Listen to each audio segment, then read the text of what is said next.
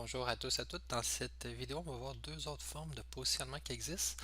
Le premier qui est fixe, lui, c'est faire en sorte qu'un élément va toujours être à la même position. Donc, même si notre écran est très petit, par exemple, comme ici, on voit que un texte toujours visible est toujours à une certaine position par rapport au bas et toujours une certaine position par rapport à la droite. Donc, ça, c'est le positionnement fixe. Le deuxième sorte de positionnement qu'on va regarder, c'est le positionnement absolu. Donc lui, il va permettre de faire en sorte qu'un élément, comme par exemple le div qui est ici, on va pouvoir le placer par rapport à son contenant. Donc ici, on voit on a une espèce de carré. Donc ça, ce carré-là, c'est un div. Si on regarde dans la version de départ, ça ressemble à ça ici. Donc on va pouvoir placer des éléments au- par rapport à ce div-là. Par exemple, on pourrait dire, OK, ben, je veux le placer un élément qui soit à l'extrême droite, comme ça ici. Je pourrais dire, ok, ben, je veux également placer un autre élément, mais qui va être à l'extrême bas. Donc ici, qui va prendre tout l'espace. Et on pourrait également dire qu'on voudrait avoir une image qui va être placée ici. Et tous les éléments, comme ici on voit, ils vont se superposer l'un par-dessus l'autre.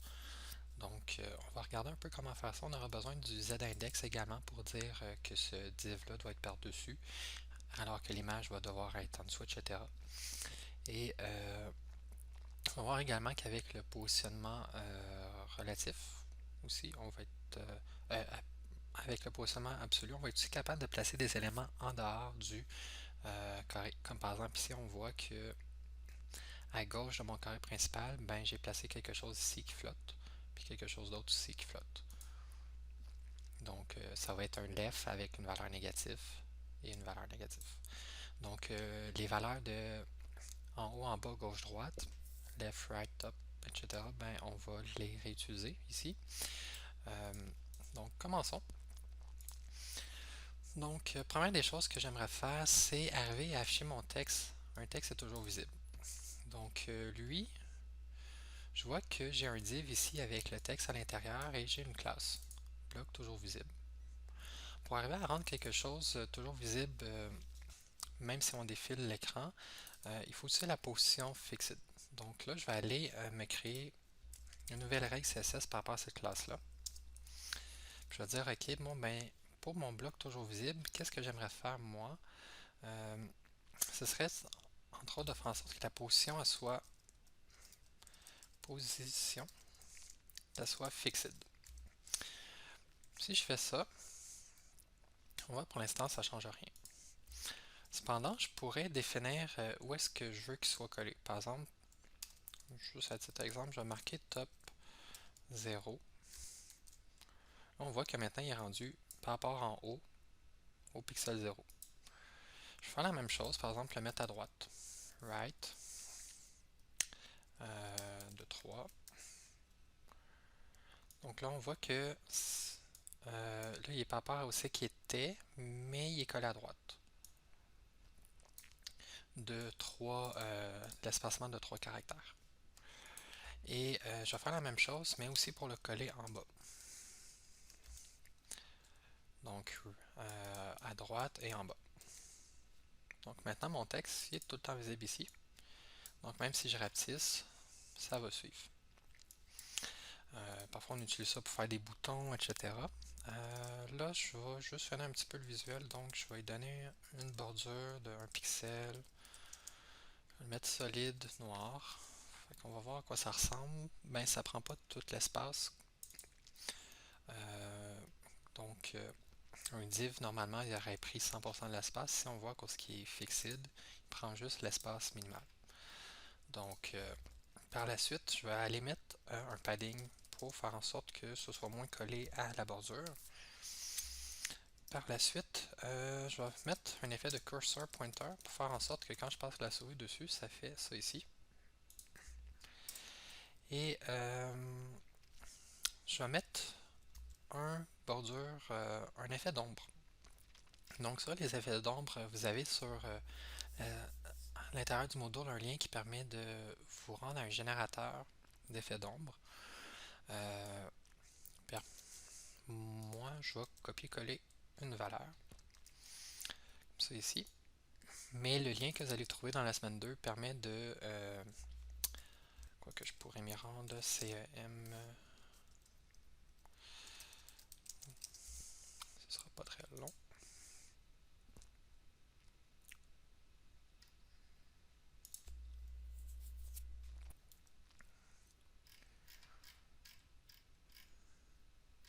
Donc, semaine 2, vous avez outil d'aide à la génération d'un box shadow. Donc, box shadow, c'est la propriété qui permet de mettre un nombre. Et on voit ici, ça, c'est une boîte avec un nombre en arrière. On peut jouer avec les différentes valeurs pour arriver à créer l'ombre qu'on veut. Et un coup qu'on a trouvé l'ombre qu'on veut, on va prendre la dernière ligne en bas, box shadow, 2 points, qu'est-ce qui suit. Les autres, on pourrait également les prendre. C'est juste pour s'assurer que, par exemple, ça fonctionne bien sur Mozilla. Et WebKit, je ne suis plus trop sûr c'est quel navigateur. Mais généralement, simplement cette version-là ici, ça va se faire. Puis avec Chrome, on va être correct. Donc, juste prendre lui ici, que vous l'avez trouvé. Donc, là, pour le cadre de cet exemple-là, je le fournissais déjà. Donc, on voit que ça fait un nombre. Puis mon curseur, qu'est-ce que je vais faire? Je vais rajouter peut-être une couleur de fond. Fait que je vais faire un background color. Je vais faire RBG. Dans mon cas, ça va être ces valeurs-là. 83, 128, 228, 236. Fait que ça me donne ça ici. Et bon, c'est ça ici. Je pourrais également m'assurer qu'il soit tout le temps à l'avant-plan ce bouton-là. Donc, je pourrais mettre un Z index, puis par exemple, lui donner une valeur démesurée comme ça. Au moins, je m'assure qu'il ne sera jamais caché par quelque chose d'autre.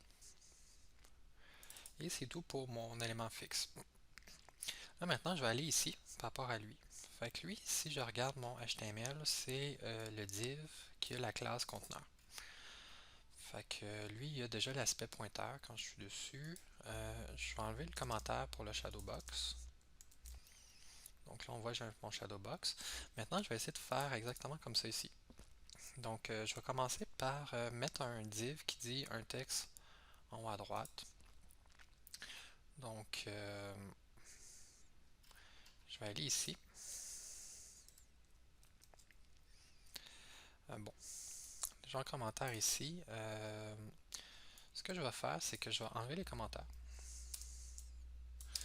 Donc là, on voit ici, je vais avoir un div qui va apparaître ici. Par la suite, un div.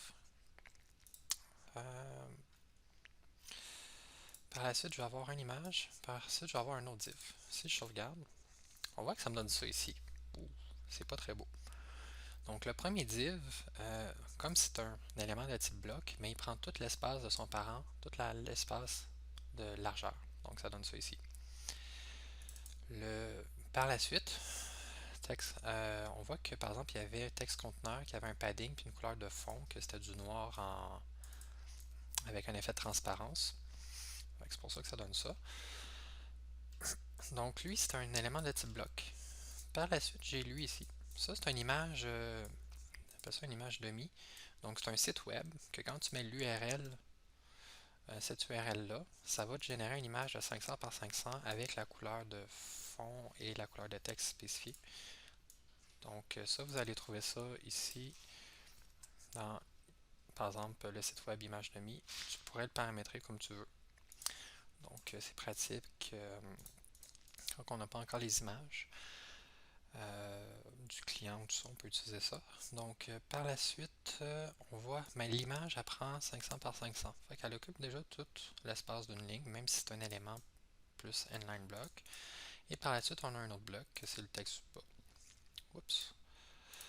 Ici. Fait que c'est pour ça que finalement, notre carré, même s'il est ici puis il fait 500 par 500, ben ça dépasse. Comme on avait vu dans la première vidéo, que lorsqu'il y a plus, quand que le contenu d'une boîte est plus grand que son contenant, ben ça se ramasse que ça dépasse comme ça.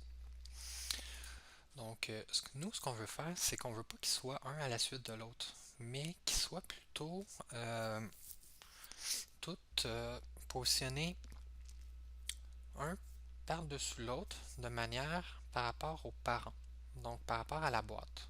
Le petit carré qui est ici de 500 par 500. Donc ce qu'on va faire, c'est qu'on va aller essayer d'utiliser ce qu'on appelle la position absolue. Donc ce que je vais faire, par exemple, je vais dire, ok, ben mon texte en haut à droite, le premier div, je vais mettre un style, puis je vais dire, toi, ta position, ça va être quelque chose d'absolu. Et il faut également que je dise, je veux le positionner comment. Donc là, je pourrais dire, ok, ben toi, je veux que tu te positionnes à droite, collé à droite, puis je veux que tu sois collé en haut. Fait que si j'essaye ça pour voir, position, je ne l'ai pas écrit comme il faut, je sauvegarde. Bon, on est triste un peu, là, ça vient de se coller à droite en haut, mais de la page en entier. Mais il faut savoir que quand on veut utiliser position absolue, lui va se placer de manière par rapport pas à son parent, mais par rapport au premier élément en haut de lui, qui va être qui va pas être avec une position statique. Donc lui, si comme on n'a pas spécifié de position particulier, le conteneur, on voit, on n'a pas spécifié de position, ben c'est une position statique. Par la suite, son parent à lui, au conteneur, c'est le body. Ben, le body, il n'y a pas non plus de position de définie. Donc, par défaut, si un élément ne trouve pas de parent ou de grands-parents ou etc., qui a une position autre que statique, il va s'aligner en fonction du body. Donc, ce qu'on peut faire, si on veut pouvoir se positionner par rapport à ce carré-là, mais si on a juste à dire que ce carré-là, qui est le conteneur, ça va être autre chose qu'une position statique. Fait qu'on pourrait dire, par exemple, que c'est une position relative. Parce qu'une position relative, tant qu'on ne spécifie pas une valeur pour la gauche, pour la droite, pour l'en haut ou pour l'en bas, mais ça garde la même position que la normale. Fait que je vais dire que c'est relatif. Là, on voit que maintenant, le div il s'aligne par rapport à son parent, par rapport au premier élément parent, puis il y a la position autre que statique, comme ici, c'est relatif. La prochaine chose que je vais faire, c'est faire la même chose, mais pour le texte ici. Donc le texte, je vais dire, ben lui, ça va être un style avec une position absolute. Donc là, son parent, c'est encore le carré de 500 par 500. Cependant, je veux qu'il soit positionné en bas. Je veux qu'il... Puis, on va juste regarder ça jusqu'à date que ça donne. C'est quand même pas pire. Donc, on pourrait laisser ça comme ça. Prochaine chose qu'on pourrait essayer de faire, par exemple, c'est d'aller mettre les deux boutons ici. Donc là, encore une fois, je pourrais aller créer, juste en dessous, je pourrais aller créer deux divs. Par exemple, puis là, on voit, j'ai déjà, par exemple, je vais créer mes divs, je vais leur donner la classe bouton image.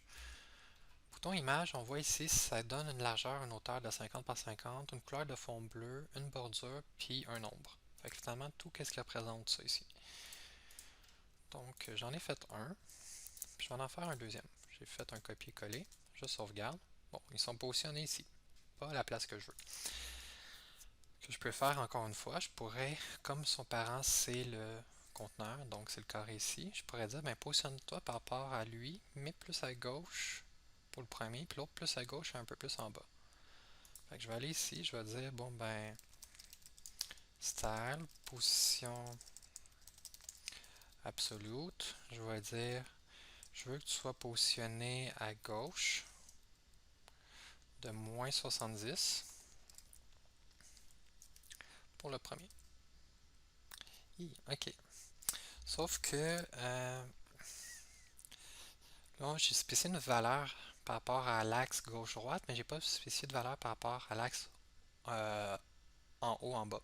Donc, comme j'ai pas spécifié de valeur pour en haut, en bas, ben, il continue à avoir la position verticale où est-ce qu'il était à l'origine. Fait que là, je vais plutôt dire, prends le top 0. Là, on voit que ça monte ici. En passant ici, j'ai utilisé left moins 70, mais j'aurais pu aussi écrire right 70. Ça revient à la... Ah non, c'est vrai, quand c'est le parent est ici. Hey, c'est bon. Donc, c'est par rapport au parent, fait que la droite du parent ici, ça aurait pas été bon. Fait que je vais faire ça, ça, ça. Ok, je recommence. Je vais prendre exactement les mêmes valeurs, mais là, je vais dire que pour le en bas, ça va être, mettons, pas 0, mais 70. Ça me donne ça ici. Donc là, j'ai réussi à faire quelque chose de quand même potable, qui fait un certain sens. Puis c'est cute. Qu'est-ce qui se passe si mes éléments sont pas dans... Je vais te faire un petit test. Par exemple, je mets lui ici. Vous n'avez pas à le faire. Ça change rien. Ok. Je vais essayer de trouver un cas où c'est qu'on aurait dû jouer avec le Z-index ici pour faire en sorte que les éléments soient l'un dans... J'ai essayé de trouver un cas que ça marchait pas bien. Mais ça n'a pas très bien marché. Donc, c'est tout pour ça. Fait qu'il faut juste se souvenir qu'un absolu, si tu veux positionner quelque chose par rapport à un conteneur, un parent, etc., il faut absolument que le parent soit pas statique. Fait que, dans le pire des cas, mettez-le position relative, puis tu vas pouvoir te positionner par rapport à lui. Fait que j'espère que vous avez apprécié un peu. Puis si vous avez des questions, n'hésitez pas. Puis on se revoit dans la prochaine vidéo.